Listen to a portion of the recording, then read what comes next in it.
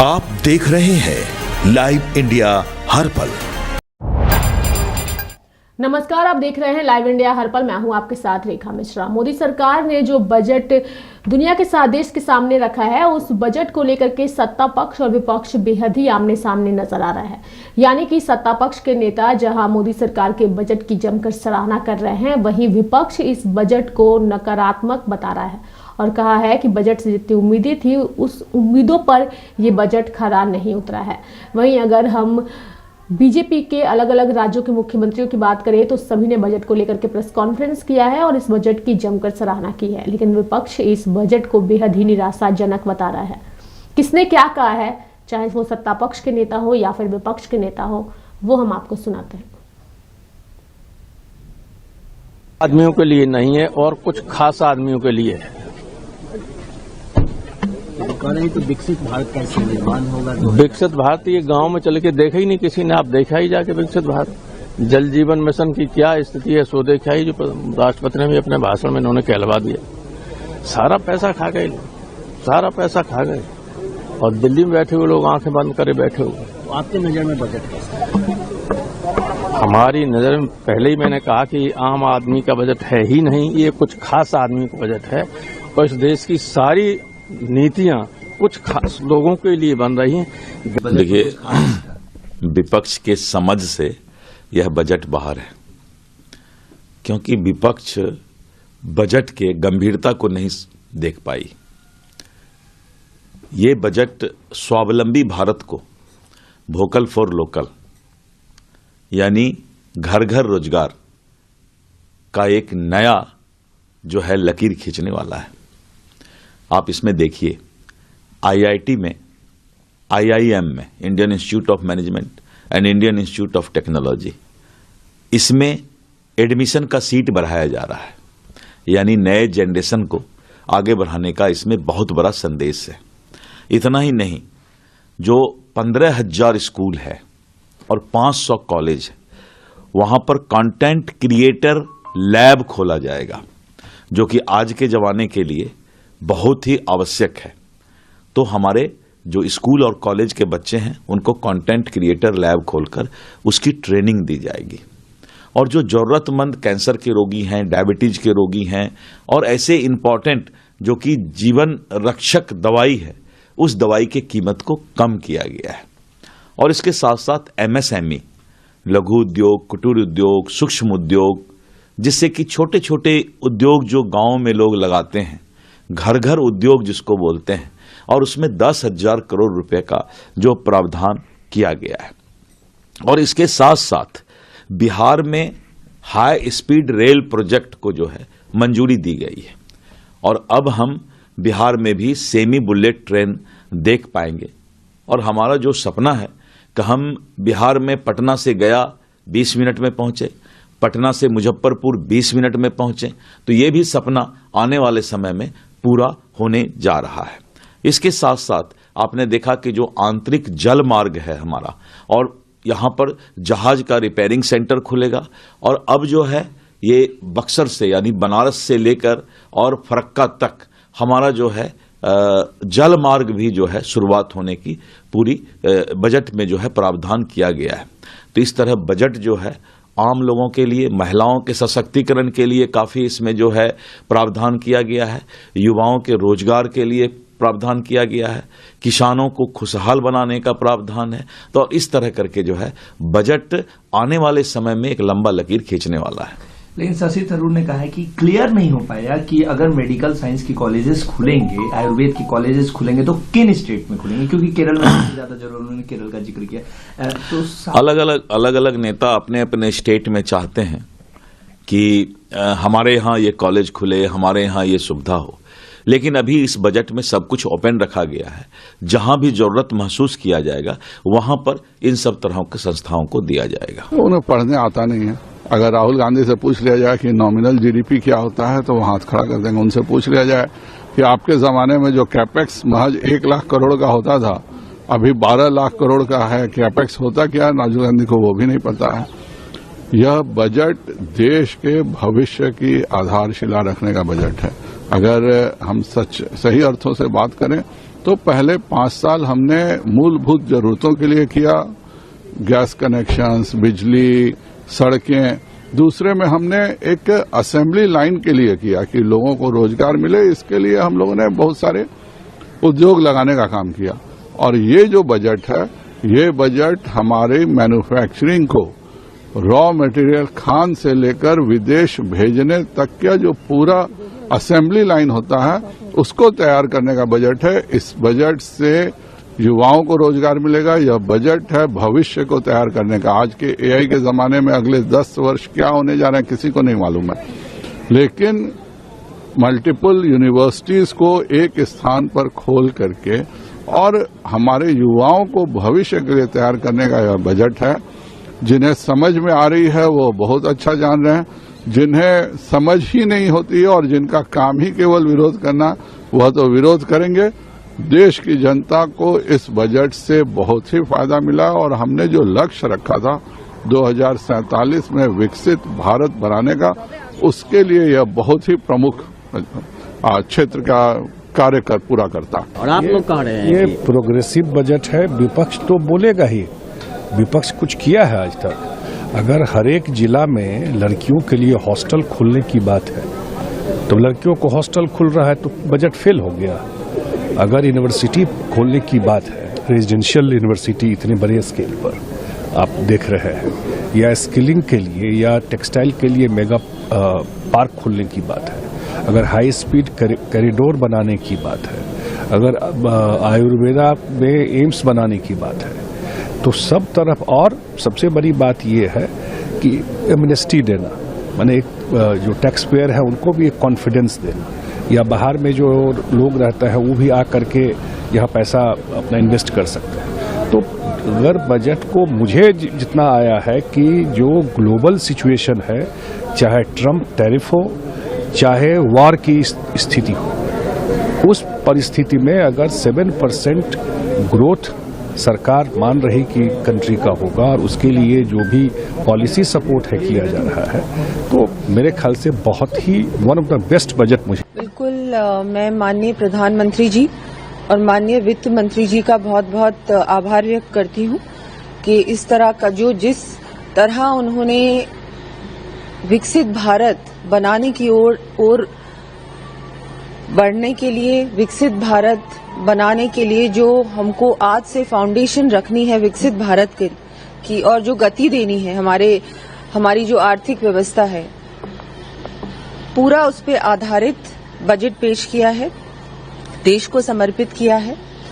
और पहली बार कर्तव्य भवन में निर्मित ये बजट और 3 कर्तव्यों पे आधारित बजट देश की जनता के सामने रखा है। हम सबको पूरा भरोसा है कि निश्चित रूप से ये जो बजट है ये बहुत ही महत्वपूर्ण साबित होगा। इंफ्रास्ट्रक्चर, एमएसएमईज, महिला, किसान, युवा, गरीब पर हर क्षेत्र के लिए कुछ ना कुछ इस बजट में है। और हमने देखा हमारे देश को जिस तरह से हमारी जो आर्थिक व्यवस्था है वो पहले से बहुत ज्यादा मजबूत हो चुकी है। बहुत जल्दी हम पूरे विश्व में तीसरी सबसे बड़ी आर्थिक इकोनॉमिक शक्ति बनने वाले हैं। और मैं कहूंगी जिस तरह से इंफ्रास्ट्रक्चर पर और कैपिटल एक्सपेंडिचर पर इस बार बहुत ज्यादा जोर दिया गया है। रिफॉर्म्स पर आधारित बजट है, रिफॉर्म एक्सप्रेस की भी बात करी है। युवाओं को कैसे रोजगार और दिया जाए, एमएसएमई जो क्षेत्र है उसको भी ज्यादा इस बार आत्मनिर्भर बनाने की ओर बहुत कुछ इस बजट में दिया गया है। डिफेंस आउटले भी ज्यादा इस बार दिया गया है, वो बहुत आवश्यक है हमारे देश को और मजबूती प्रदान करने के लिए। शिक्षा के क्षेत्र में, टूरिज्म के क्षेत्र में, मेडिकल के क्षेत्र में, हर क्षेत्र में कुछ ना कुछ है। कनेक्टिविटी बढ़ाने के लिए भी इस बार बहुत सारी घोषणाएं करी हैं। हर क्षेत्र को कुछ ना कुछ दिया है। मुझे पूरा भरोसा है इससे राजस्थान को भी बहुत लाभ मिलेगा। एक साथ मिलकर डबल इंजन की सरकार राजस्थान में, भारत में तो काम कर ही रही है, अब राजस्थान में भी हम सब मिलकर काम करेंगे और पूरी तरह से जो हम भारत को देखना चाहते हैं, सबसे बड़ी ताकत के रूप में हर भारतीय देखना चाहता है भारत को, वो सपना भी हर भारतीय का पूरा होगा। मैम, राजस्थान का भी बजट आ रहा है 11 फरवरी को, राजस्थान का बजट पेश करेंगे, इसके लेकर क्या क्या मतलब आप लोगों को योजना बना रहे हैं? बिल्कुल, राजस्थान, जैसा कि मैंने कहा कि विकसित भारत, इस बजट के बाद हमने देखा कि कैसे विकसित भारत का जो फाउंडेशन है उसको इस बार माननीय वित्त मंत्री ने हमारे सामने पेश किया कि इसको अब हम हमारी नींव को मजबूत करेंगे और विकसित भारत 2047 को कैसे बनाया जाए वो हमारे सामने सारी बातों को उन्होंने कल रखा है। उसी तरह, उसी आधार पर वैसे ही विकसित राजस्थान बनाने की ओर राजस्थान भी बढ़ेगा। और जिस तरह से इस बार हम लोगों ने बजट तैयार किया है, उसमें भी आप देखेंगे जो भी कुछ हम बातें रखेंगे वो सब कुछ उसी पे बेस्ड होगा कि हम हमारे राजस्थान को 2047 में क्या हम राजस्थान को देखना चाहते हैं, कैसा राजस्थान हम सब देखना चाहते हैं, हमारी नई पीढ़ी के लिए हम कैसा राजस्थान बनाना चाहते हैं। तो वही बजट, वैसा ही बजट आप लोगों के सामने हम लोग रखेंगे, वही हम लोग प्रयास कर रहे हैं। और मैं ये कह सकती हूँ कि ये जो पूरा बजट है ये देश के हर वर्ग को भरोसा देता है, गरीबों को सहारा देने वाला बजट है। ये युवाओं को मौका देने वाला, महिलाओं को सम्मान और ताकत देने वाला और देश की अर्थव्यवस्था को आगे बढ़ाने और एक साफ रोड मैप दिखाने वाला ये पूरा बजट है। और जो 3 बातें हमारी आदरणीय वित्त मंत्री जी ने कही, 3 कर्तव्यों की बात कही, वो बहुत ही शानदार थी कि ये बजट 3 बड़े कर्तव्यों से प्रेरित है और यही इसकी सबसे बड़ी ताकत है। पहला कर्तव्य है देश की आर्थिक वृद्धि को तेज करना और लगातार उसे बनाए रखना, दोनों चीजें। दूसरा कर्तव्य है कि लोगों की आकांक्षाएं पूरी करना और लोगों की, परिवारों की क्षमता बढ़ाना ताकि हर नागरिक देश के विकास में भागीदार बन सके। और तीसरा कर्तव्य जो आदरणीय प्रधानमंत्री नरेंद्र मोदी जी का विजन है, उनका मंत्र है सबका साथ और सबका विकास। इस विजन को सही मायने में जमीन पे उतारने के काम इस बजट ने किया ताकि हर परिवार, समुदाय, इनको साधन भी मिल सके और अवसर भी मिल सके। ये बजट मुझे पूरी तरीके से युवाओं के लिए, महिलाओं के लिए, मध्यम वर्ग, सभी के लिए मौका देने वाला, अवसर देने वाला और भारत की प्रगति को एक नए आयाम तक लेके जाने वाला मुझे लगता है। और इस बात को भी मैं पूरे विश्वास के साथ कहती हूं कि आज जो दिल्ली सरकार है वो केंद्र सरकार के साथ मिल करके बजट में दी हुई अधिकतम योजनाओं का लाभ ले सकते हैं। दिल्ली सरकार लगातार केंद्र के साथ मिल करके एक विजन, जो विजन 2047 है, विकसित भारत, विकसित दिल्ली, हम उस पर काम कर रहे हैं। लगातार केंद्र से संपर्क में रहते हुए हम अपनी परियोजनाओं के लिए फंड भी लेके आते हैं और हर योजना पे केंद्र के साथ मिलकर काम भी कर रहे हैं हम।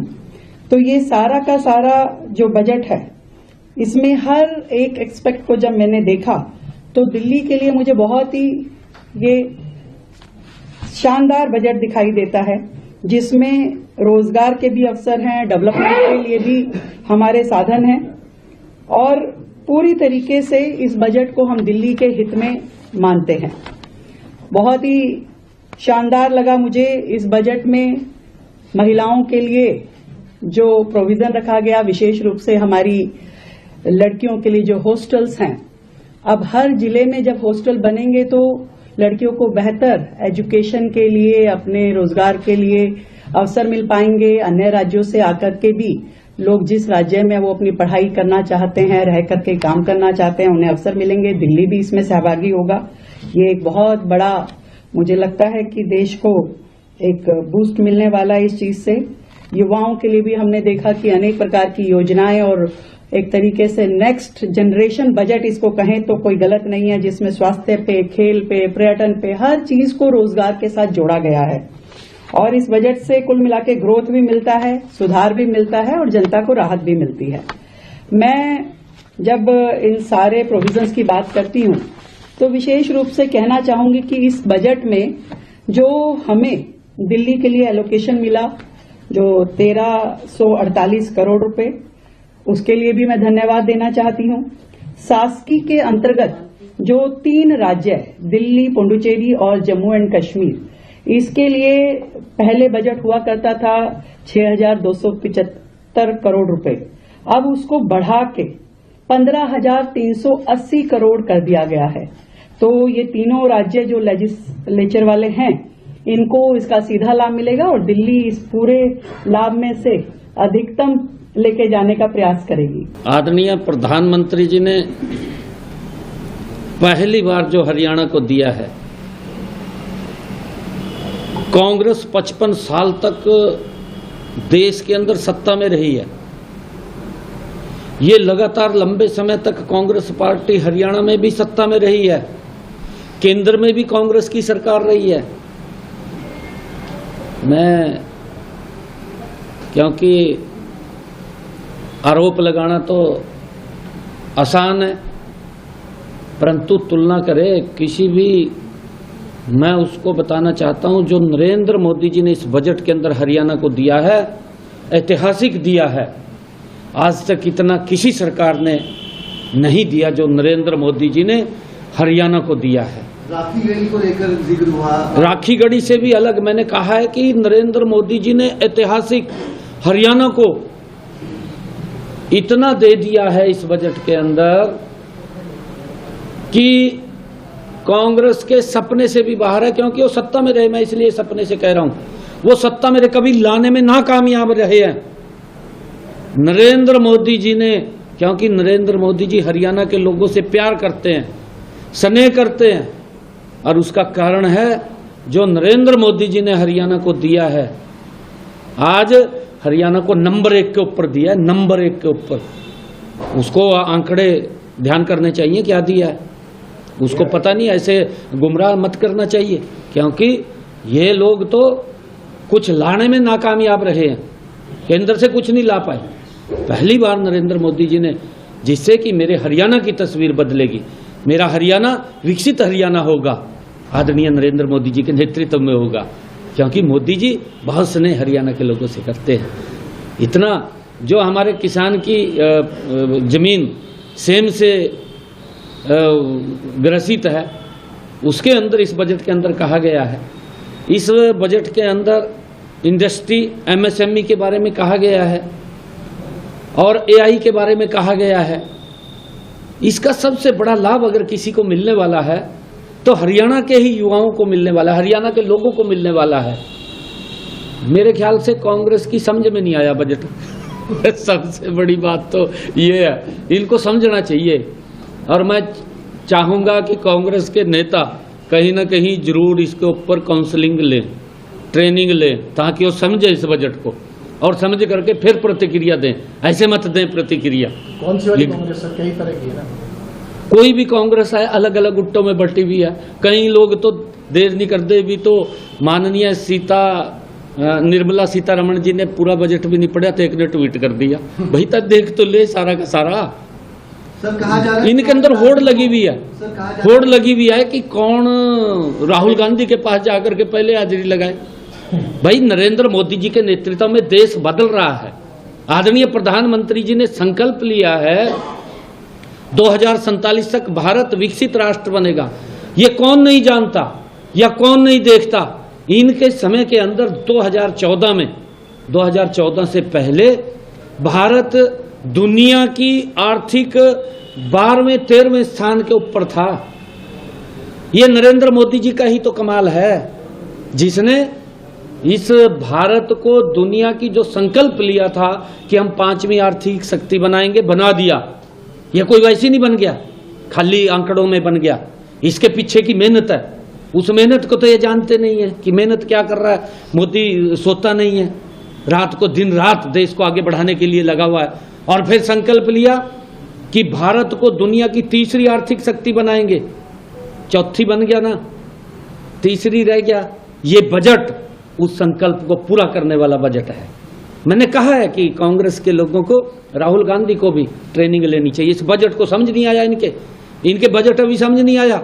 प्रधानमंत्री नरेंद्र मोदी जी उम्मीद लगाए बैठे थे कि बिग टिकट रिफॉर्म्स होंगे और मैन्युफैक्चरिंग सेक्टर को अनलीश किया जाएगा, कुछ ऐसे प्रावधान निकालेंगे जिससे जो मैन्युफैक्चरिंग सेक्टर जो स्टैग्नेंट पड़ा हुआ है उसको आगे बढ़ाने की तरफ लेकर जाएंगे, जो बेरोजगारी है, अंडर एम्प्लॉयमेंट है, उसको एड्रेस करेंगी वित्त मंत्री, जो हमें टैरिफ्स के माध्यम से हमारे एक्सपोर्टर्स को भारी चोट लगी हुई है उसको एड्रेस करेंगी वित्त मंत्री, जो इंपोर्टर्स को लगातार गिरावट हो रहा रुपया, वीकेस्ट परफॉर्मिंग करेंसी से इंपोर्टर्स को चोट पहुंच रही है उसको एड्रेस करेंगी, जो हमारे एमएसएमईज हैं, जो हमारी महिला उद्योग में हैं, उन सबका उम्मीद थी, आम आदमी की उम्मीद थी कि जो जनता के हाथ में पैसा होता है, जो खर्च होता है, खर्च ज्यादा होता है, आमदनी कम होती है, उस पर एड्रेस करेंगी। कहीं भी उसको एड्रेस नहीं किया गया है। It is such an unfortunate budget, it is a missed opportunity. History will remember this कि जब हमारे पास समय था, जब पूरी तरफ से जियोपॉलिटिकली सब इंडिया की तरफ देख रहे थे कि a nation of 1.4 billion people जो थर्ड लार्जेस्ट इकोनॉमी बनने जा रहा है वो किस तरीके से वो रफ्तार पकड़ेगा, प्रगति की ओर जाएगा, वो मिसिंग था। It's a case of missed opportunity and that is I think it is an unfortunate miss from the finance minister. जो अब तक मैंने बजट देखा है, ये बजट बिल्कुल खोखला है और आम आदमी को कोई राहत नहीं दी गई। देखो, कोई भी हो, आम आदमी की राहत के लिए शिक्षा, स्वास्थ्य और पब्लिक के जो काम होते, पब्लिक को क्या लाभ हो रहे हैं, मुख्य 3 बात होती है।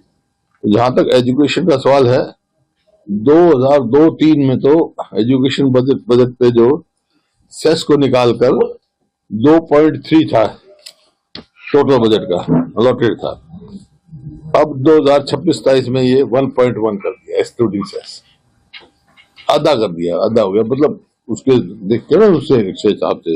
इसी प्रकार से हेल्थ सेक्टर में, स्वास्थ्य में 2026-27 में इन्होंने 50 करोड़ बढ़ाए हैं, लेकिन 2017 की पॉलिसी के हिसाब से एक्सपेंडिचर जो होना चाहिए स्वास्थ्य पे 2.5 जो है परसेंटेज ऑफ जीडीपी होना चाहिए, और जो कि अब की 1% से कम है। इसी प्रकार से जो आम पब्लिक है, मध्यवर्गीय लोग हैं, उनको कोई राहत नहीं दी गई। महंगाई तो 6% के हिसाब से बढ़ रही है, लेकिन कोई इनकम टैक्स की कोई उन्होंने लिमिट नहीं बढ़ाई, जैसे लिमिट कोई राहत नहीं दी गई, और वो गरीब आदमी पर और पड़ेगा। इसी प्रकार से क्रिप्टो करेंसी की बात है, क्रिप्टो करेंसी में तो कह दिया 30% लगेंगे, लेकिन ये अब तक जवाब नहीं दिया वो लीगल है कि नहीं है, इलीगल है।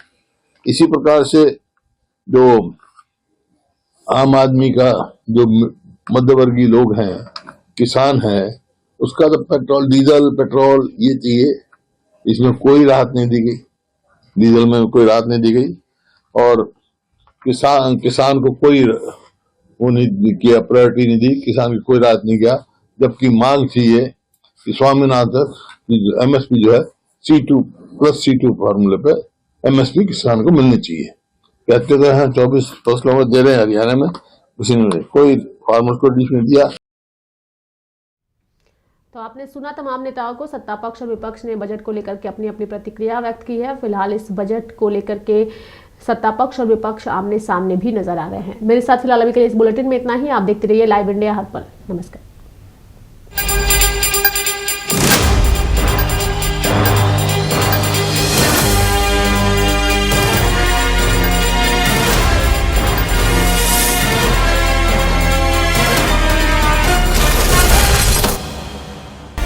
आप देख रहे हैं लाइव इंडिया हर पल।